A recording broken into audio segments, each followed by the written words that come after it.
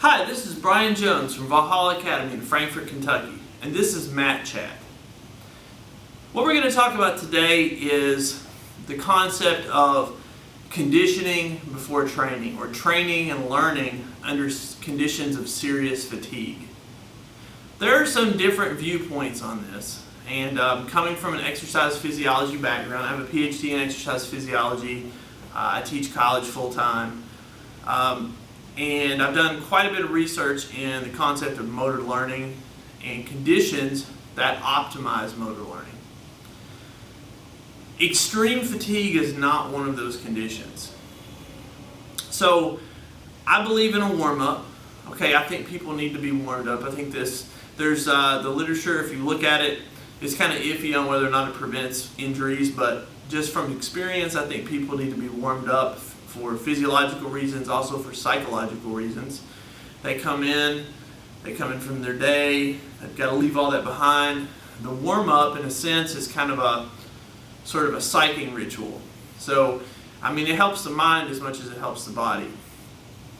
What I see and I hear a lot of instructors talk about is warming the warm-up, and then I've done some warm-ups that instructors have had, and it's basically an intense conditioning session.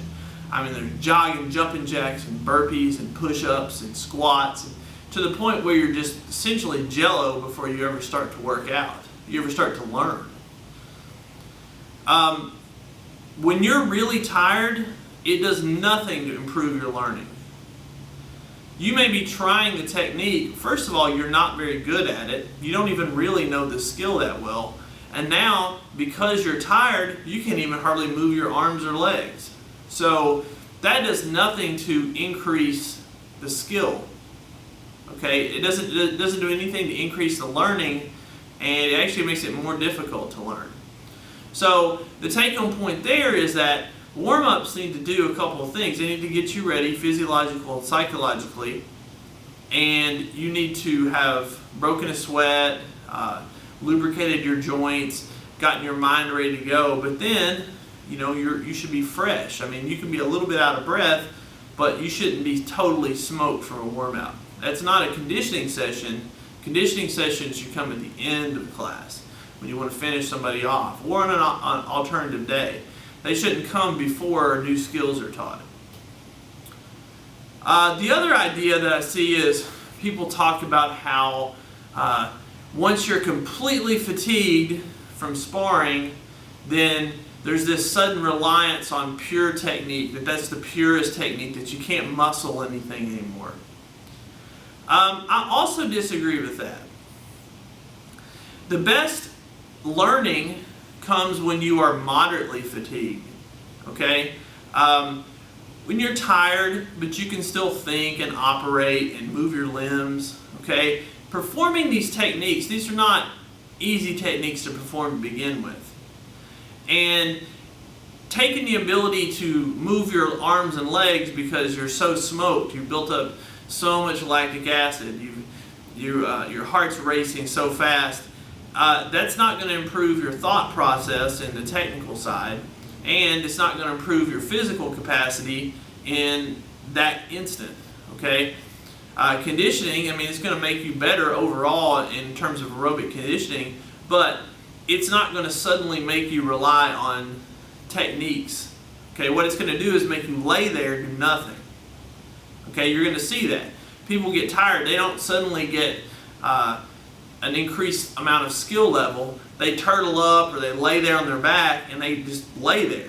They lay there for the rest of the round just looking at the timer, hoping the bell rings so they can get off the mat before they vomit. Okay, is there a place for that type of training? Yes, of course there is. It builds a couple of things. It builds mental toughness, because we don't let people quit here because they're tired. We just teach them, if you're extremely tired, then you need to find out where you can stall and catch your breath. That may be on the bottom of the guard, maybe in the bottom of the mount, someplace where you're relatively safe for a short period of time and you can catch your breath. The other thing it builds is just conditioning. Okay, so I mean, you're going to suffer that kind of situation if you compete. So our competitors, towards the latter rounds, we're going to make sure that they leave smoked, and that's going to improve that. But again, conditioning too early in the training session, like before we learn, is going to interfere with learning, not improve it. And training at such an intensity for the entire class that you're totally tired so early is not suddenly going to make you hyper technical. All it's going to do is make you lay there and do absolutely nothing. You're not going to try any techniques. This is Brian Jones from Valhalla Academy in Frankfort, Kentucky. If you like this video, please click like, share it with your friends, and consider subscribing to our YouTube channel. This is Brian Jones reminding you to train hard, train smart, and train often. I'll see you next time.